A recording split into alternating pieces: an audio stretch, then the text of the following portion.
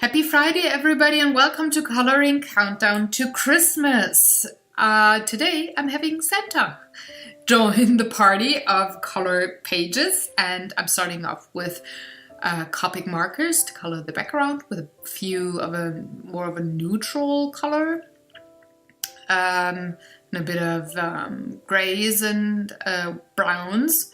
This is going to be a rather dark coloring page because, well, Santa comes at night usually, at least from what I've heard. So, well, there's probably not a lot of light there, and that is why I did choose more of the darker tones because, well, he's not gonna switch on the lights and then the kids wake up and you can see him, so you know what I mean, right? So I did color the whole background with Copic markers, and I'm gonna have the mistletoe be a very minty kind of a green, so more of an icy green with teal in there and a bit of a colder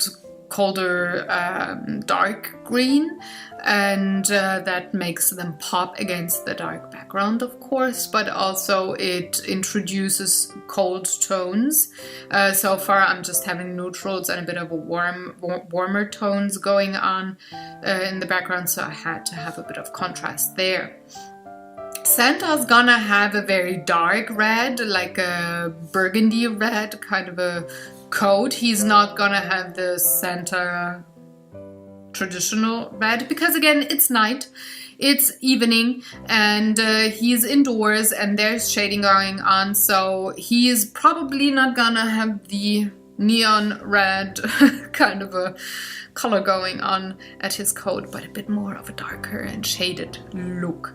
Also, the white parts, the fur, is having a bit of a very light gray shading going on, and then I'm just going all around the room and color all the toys and try to have color repetition there as much as I can with the same yellows, the same reds, the same greens, just to make everything look harmonic, though this is really a very wild coloring page there with lots of things going on.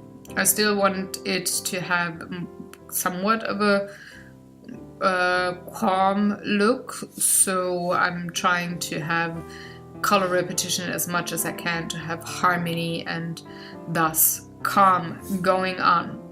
For the bag, the big bag that Santa brings with him, I did choose brown tones, different ones, and did color them pretty much solid with a bit of shading going on. I'm introducing blue now and choosing different objects around the shelf to have the same blue, which again then makes this page look calm if you're not only having one piece be colored with one color and never have repetition again. Just makes, if you do that, you'd have a way more wilder page going on. I'm also staying with quite the cooler tones or the neutral tones for the background because Santa is the one thing that I want to pop. I want the red to be, well, the focal color or the focal point. So that is why I'm only having it at Santa himself, at his clothes, and at the ball to his feet. And that just is... well, that color is way more scarce than the blue, green, and yellow is.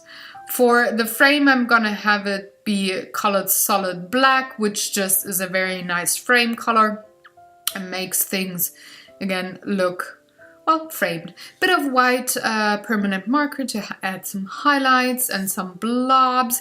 Also, I'm whitening the SC embroidery at the bag because I want to put gold on top, and gold does not show up on brown that much, but it does on white. So I did pretty much prime the letter embroidery there.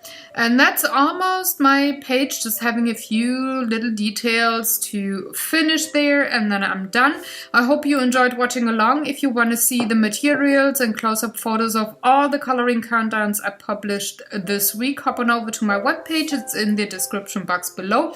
There's a new blog post with all that information and detail. Thank you very much for watching. Have a lovely weekend, and I'm going to see you back on Monday with more coloring countdown to Christmas. Bye bye!